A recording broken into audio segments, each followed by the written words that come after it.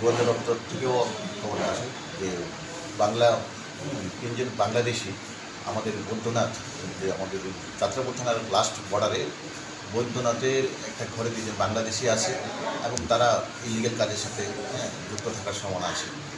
তো এই খবরের ভিত্তিতে আমি সাথে সাথে আমার sub inspector Shubhankar Saha, man staff এবং পিএসআর নিয়ে আমরা ওই স্পটে গিয়েছি। একটা স্পটে গিয়ে আমরা বাড়িটা কর্ডন করেছি, একটা ঘরে কর্ডন করেছি এবং কর্ডন করে যখন রেডে সার্চ করলাম, তারপরে দেখলাম ওটা হ্যাঁ ঘটনা ঠিক। ৩ জন লোক, তাদেরকে পরিচয়পত্র সব কিছু দেখে জানা গেলাম তারা বাংলাদেশি।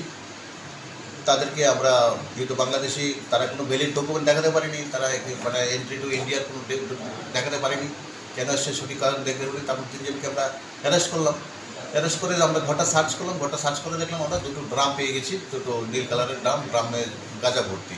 সাথে সাথে আমরা গাঁজাগুলো সিজ করলাম, সিজ করে নিয়ে আসলাম এবং বাড়ির মালিক, যে ঘরটা খালি ছিল, বাড়ির মালিক জাকির হোসেন, পরে জাকির হোসেনের বাড়িতে আমরা সাবসিকুয়েন্টলি রেড করলাম, জাকির হোসেনের পলাতক।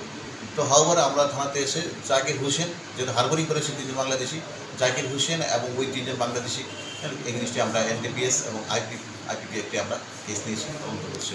দেখুন বিষয়টা আমরা কিছুদিন যাতে বিভিন্ন যে আপনারা জানুন দেশের পরিস্থিতি বা এতে বর্ডারিং পরিস্থিতি, তো আমরা টোটালি বর্ডারে 7 ভিজিল রাখছি এবং প্রতিনিয়ত আমাদের হাই অথরিটির নির্দেশ অনুযায়ী আমরা বিএসএফ এবং পুলিশ মিলে জয়েন্ট প্যাট্রোলিং করছি, সাথে সাথে দেখছি। তো ওইসব খবরের ভিত্তিতে ভিজিলেন্সে করার পরে আমরা দেখছি কোনো বাংলাদেশি বা কোনো কেউ অন্য কোনো দেশের লোক আমাদের দেশে ঢুকছে কিনা, আমরা এই ব্যাপারটা এখন মানে দেখছি যাতে আমাদের ল অ্যান্ড অর্ডারের কোনো সমস্যা না হয়।